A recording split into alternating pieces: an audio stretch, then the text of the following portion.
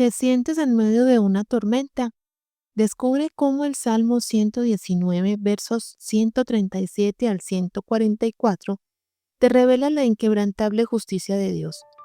En este episodio de nuestro podcast devocional, exploraremos cómo amar la pureza de su palabra, encontrarse lo santo y experimentar gozo incluso en la aflicción. Aprenderás a confiar en los caminos de Dios, cultivar una humildad genuina y vivir plenamente a través del entendimiento de sus mandamientos divinos. Este estudio bíblico te guiará a través de verdades profundas que transformarán tu perspectiva sobre el dolor y el propósito de Dios en tu vida.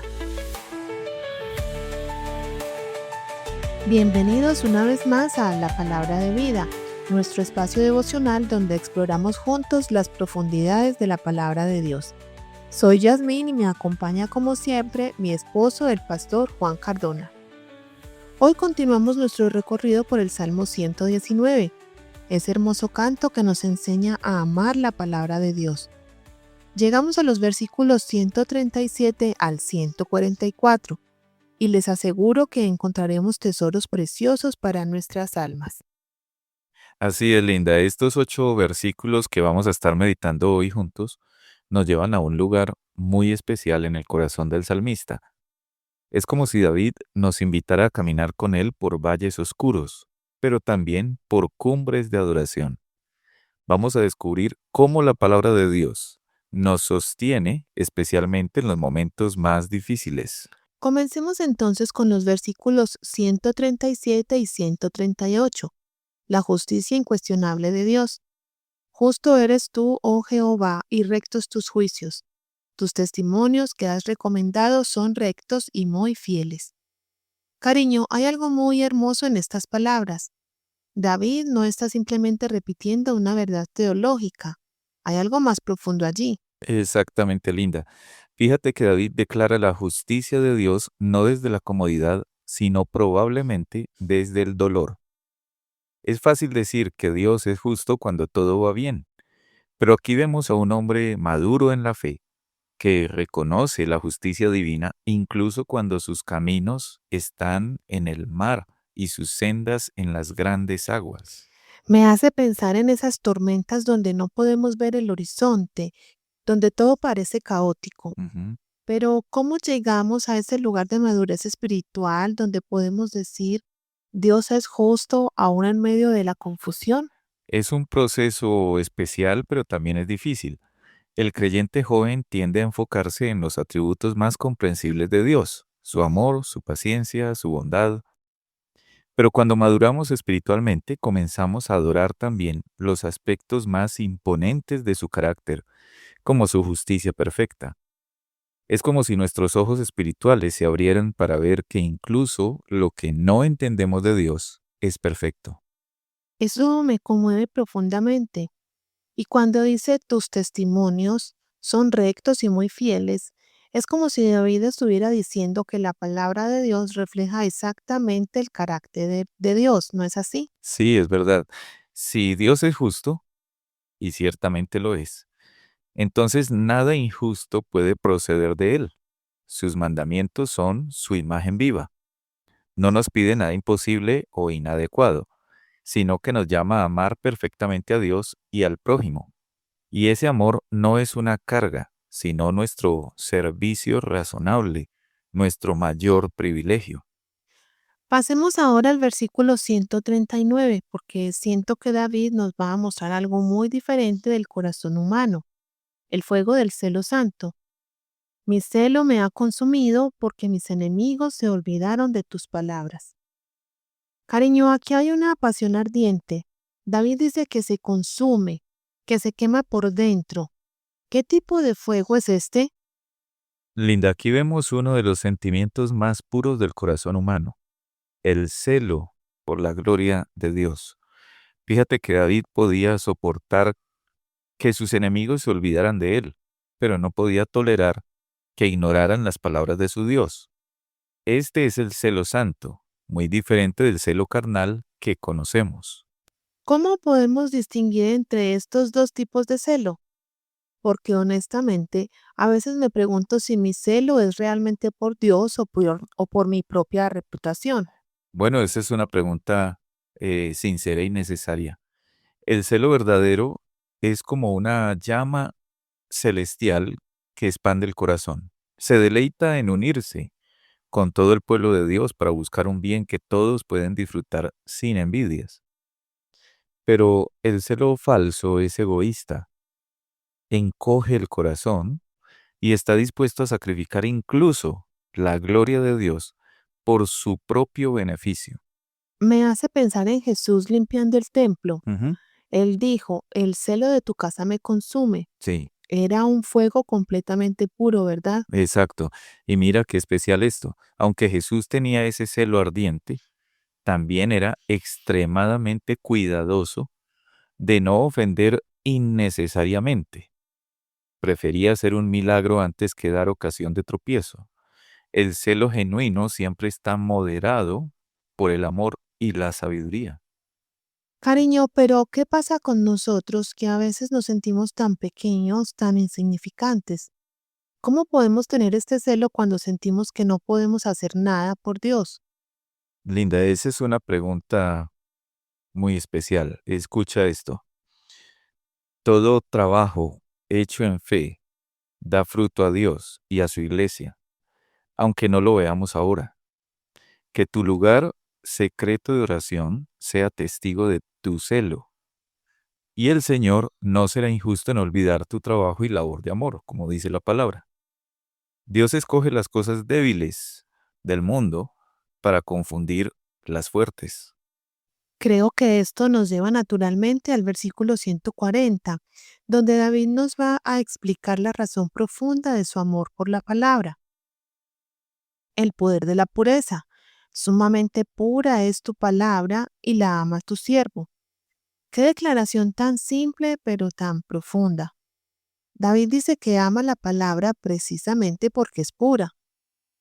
¿Por qué la pureza es tan atractiva para el corazón regenerado? Pues Linda, creo que ese es un punto fundamental. Todos los demás sistemas religiosos atraen a sus seguidores complaciendo los deseos carnales o el orgullo humano.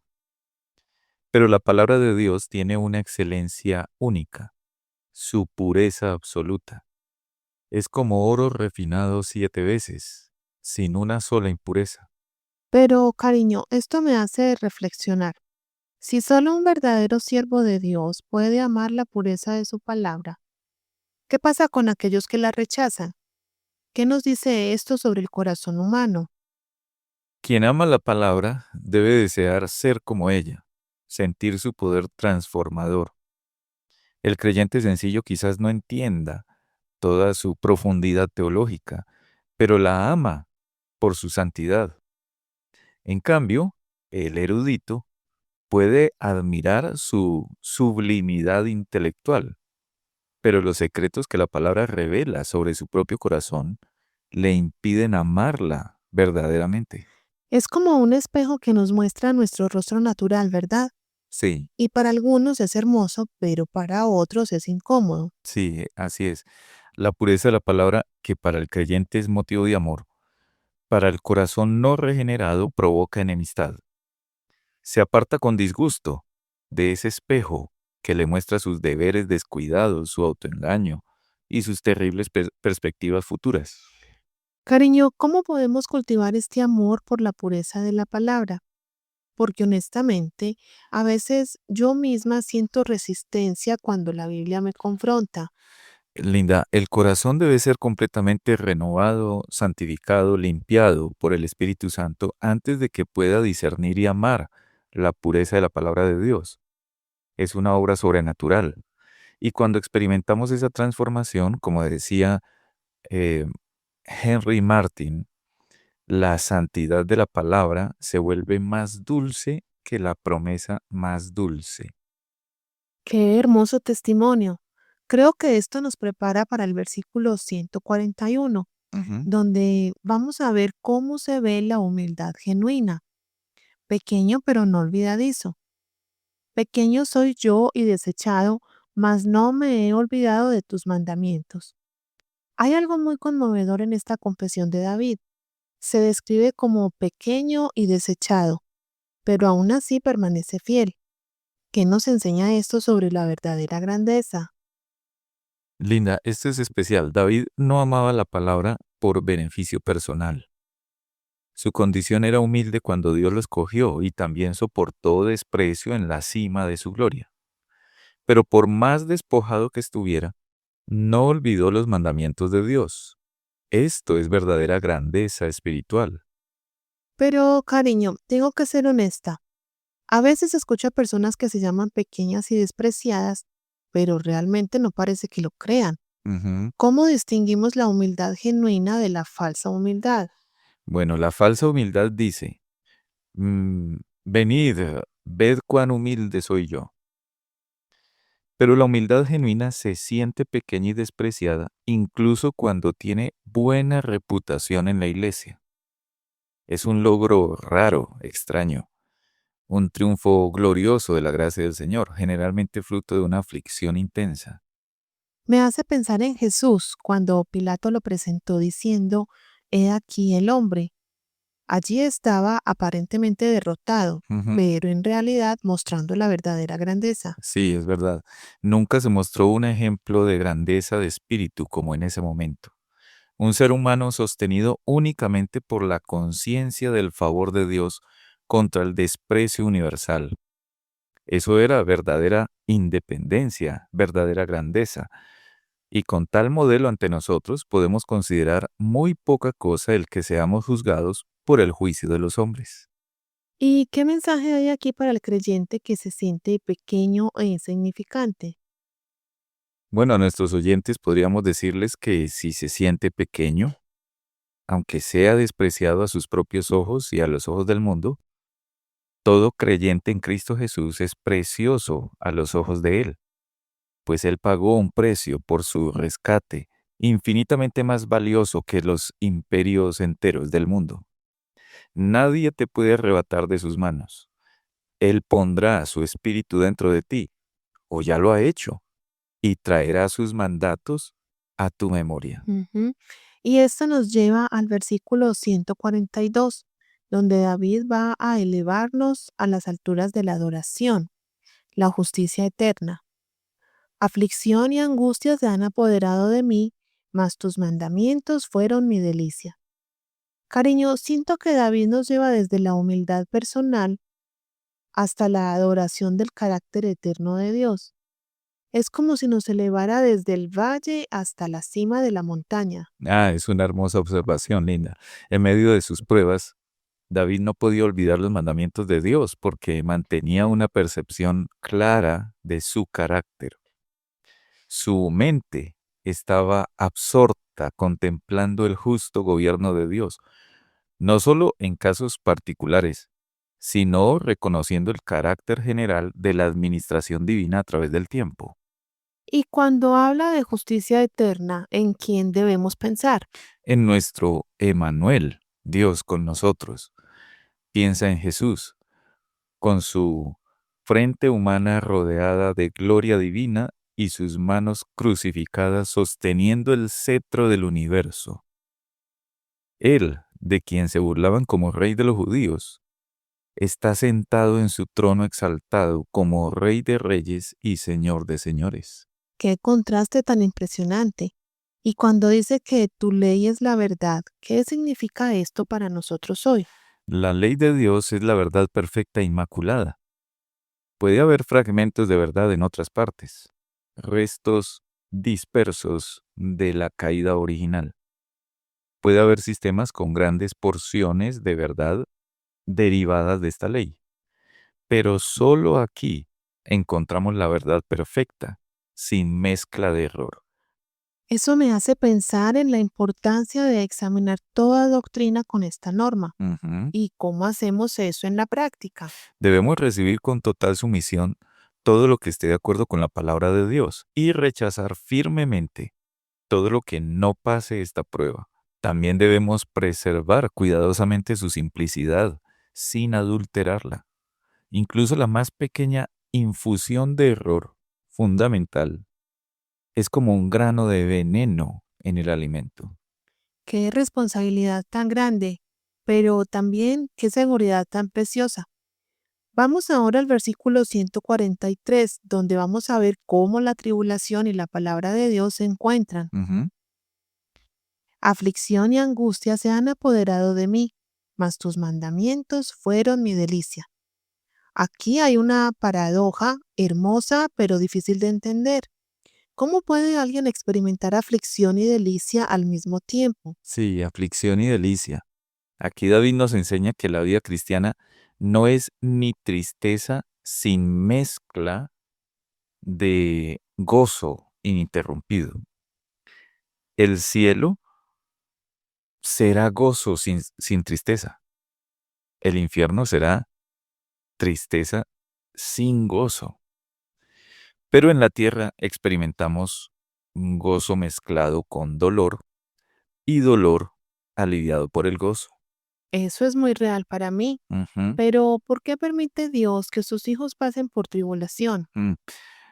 Martín Lutero dijo, es más necesaria para nosotros que todas las riquezas y dignidades del mundo, refiriéndose precisamente a esta disciplina. El ejercicio de la fe y la paciencia en la prueba trae más honor a Dios y beneficio a nosotros mismos que una vida de facilidad e indulgencia. Y hay algo precioso en saber que Jesús entiende nuestro dolor, ¿verdad? Sí, absolutamente. Y qué preciosa es esa simpatía, digámoslo así, del Señor Jesús, hecho en todo semejante a sus hermanos, y quien soportó tribulaciones, angustias inconcebibles, y todo lo hizo por amor a nosotros, a fin de que pudiéramos beber una copa más ligera sin sus amargos ingredientes. Pero, cariño, ¿cómo es posible que los mandamientos se vuelvan delicias en medio del sufrimiento? Ujú.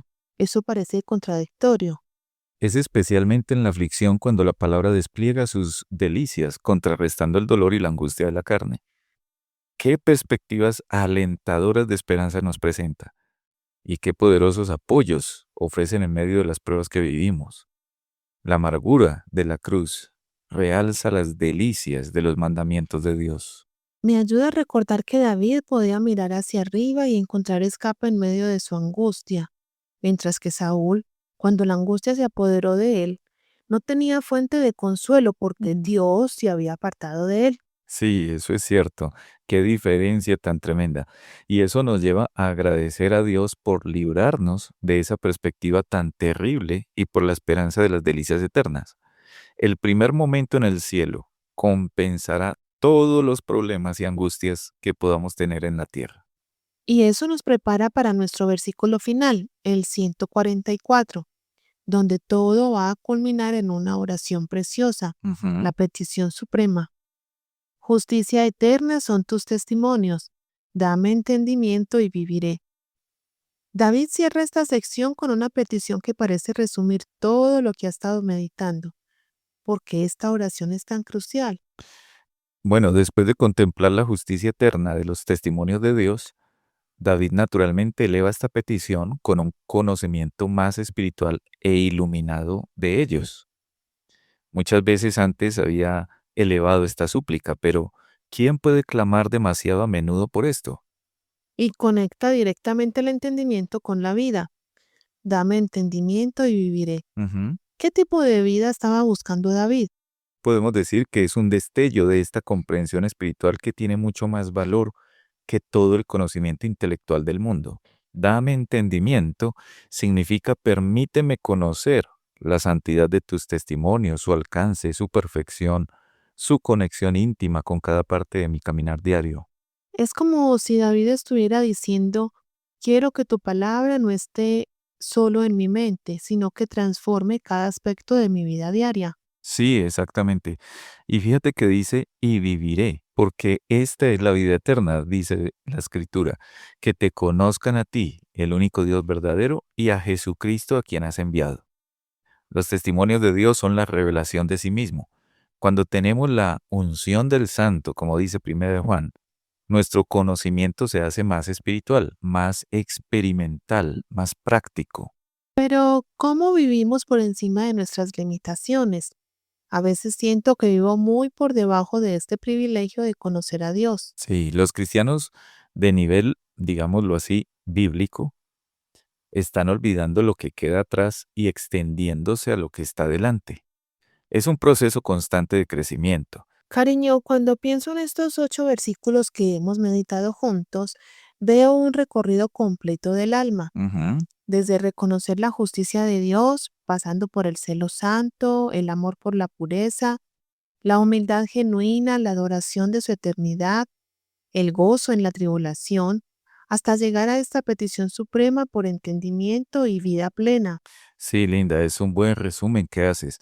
David nos ha llevado por un camino donde aprendemos que incluso en nuestros momentos más difíciles, cuando nos sentimos pequeños y la tribulación nos rodea, la palabra de Dios permanece como nuestro tesoro más preciado, nuestra delicia suprema y nuestra fuente de vida verdadera. Hemos caminado con David desde los valles de la tribulación hasta las cumbres de la adoración, y hemos descubierto que en cada paso del camino, la palabra de Dios es suficiente. Es pura, es eterna, es verdadera y es nuestra delicia incluso en los momentos más oscuros. Que el Señor grabe estas verdades en nuestros corazones y que podamos decir con David, justo eres tú, oh Jehová, aun cuando no entendamos sus caminos. Que nuestro celo por su gloria arda como fuego santo, que amemos su palabra por su pureza, que encontremos nuestra verdadera grandeza en la humildad, que adoremos su justicia eterna, que sus mandamientos sean nuestras delicias incluso en la tribulación, y que nunca dejemos de orar, dame entendimiento y viviré. Antes de despedirnos, queremos invitarte a que te suscribas a nuestro canal de YouTube, La Palabra de Vida.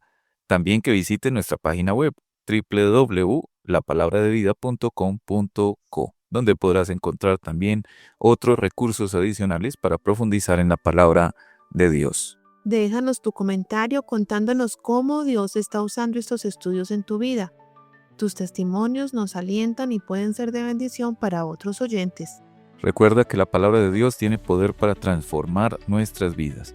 Así que comparte este episodio con otra persona que creas que también necesita escuchar sobre la fidelidad de Dios en medio de las pruebas. Nos vemos en el próximo episodio. Dios les bendiga.